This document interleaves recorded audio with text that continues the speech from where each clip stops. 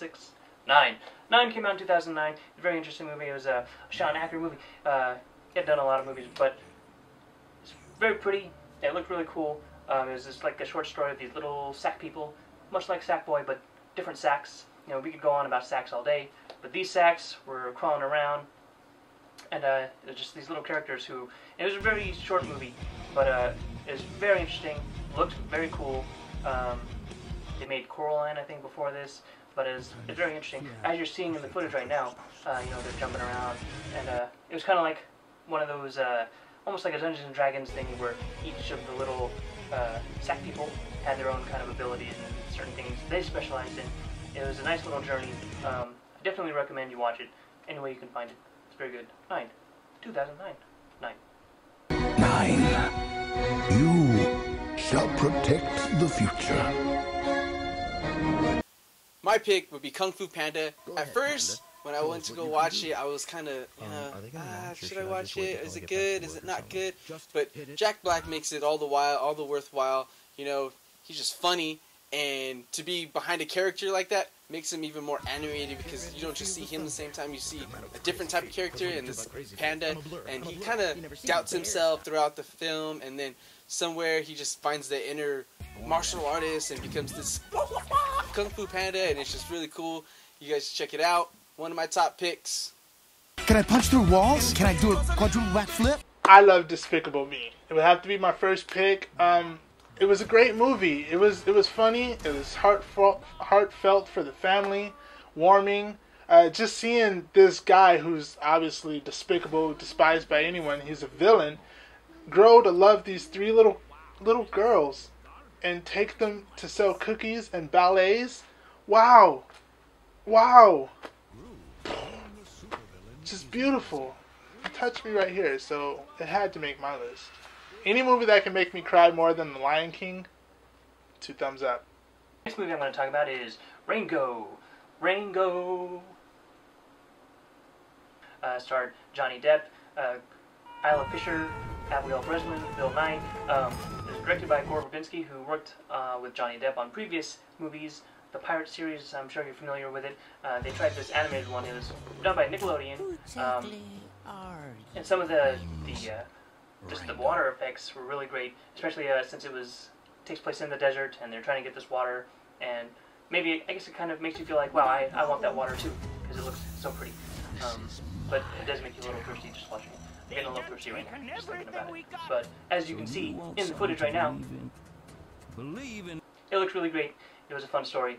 Rango, 2011, very good. All right, now listen. I want to give you fellas one last chance to reconsider. Make your move.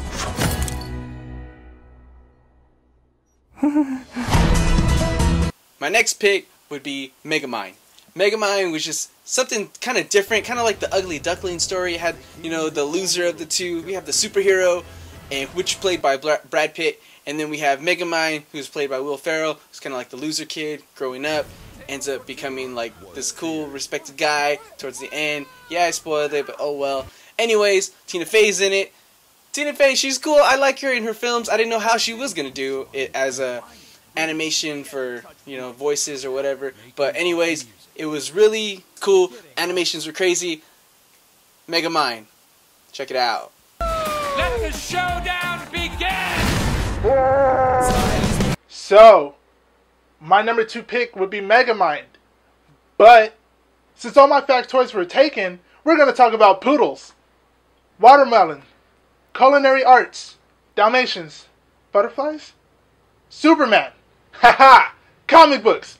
I'm making my own episode. No. No? Favorite 3D animated movie has to be Cloudy with a Chance of Meatballs. It was one of my favorite books when I was younger, and when I grew up, I looked at the book again, and the book is kind of long. It's kind of hard to say out loud, so I need some water. So I hope that it would rain, maybe not water, maybe some orange juice. And Cloudy with a Chance of Meatballs is the perfect way to get orange juice to fall out of the sky and into your mouth, or onto your bodice, or whatever.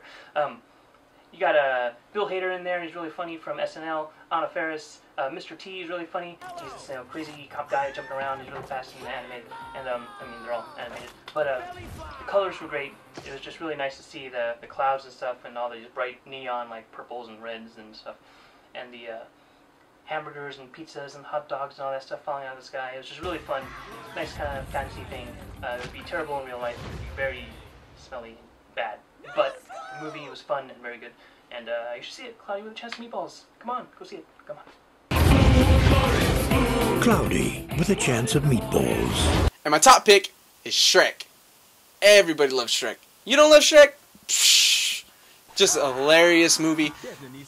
Just Eddie Murphy by himself as the donkey killed me. It was just cracking up the whole time. Cameron Diaz, she's in it. Mike Myers plays Shrek. Great Shrek. They went on for 3 or 4, maybe even 5 Shreks. One of the funniest parts, I don't know why, is those pigs. Yeah. Oh, just made the movie even funnier, and they're just a little side role, you know what I'm saying? And they just give a lot of like little side references to certain things, and like the Matrix is referenced in there. They got the gingerbread man. They got all these different things. It's just cool, fun movie. Check it out. Shrek, my top pick. Top 3 to see. Don't look down. Shrek, I'm looking down! And my third movie would have to be How to Train Your Dragon.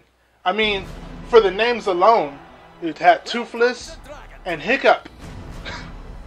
Hiccup. What were they thinking when they named that kid? I mean, honestly. But anyway, Gerard Butler, he did the voiceover. And my man Jonah Hill. Jonah Hill was in another movie, man. This kid, he's going places. He's going places. For voiceovers alone. He's going places. Jay Baruchel, he did the voiceover of Hiccup. And you know him from a lot of movies. I just don't know him. So if you know those movies, go watch them. Support the actors. Hey guys, you might have noticed that we didn't have any Pixar movies in our top 3 animated movies list. Well, that's because sometimes Pixar's a little too good, and if we did include Pixar, we might have had just a top 3 Pixar movies list.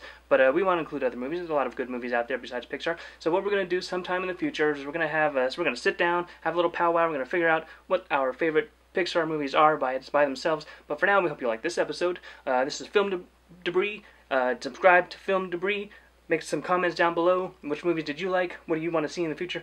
We hope you liked it. And we'll see you next time on 3 to See. Alright, see ya. Oh, you thought it was over? She gets the last word.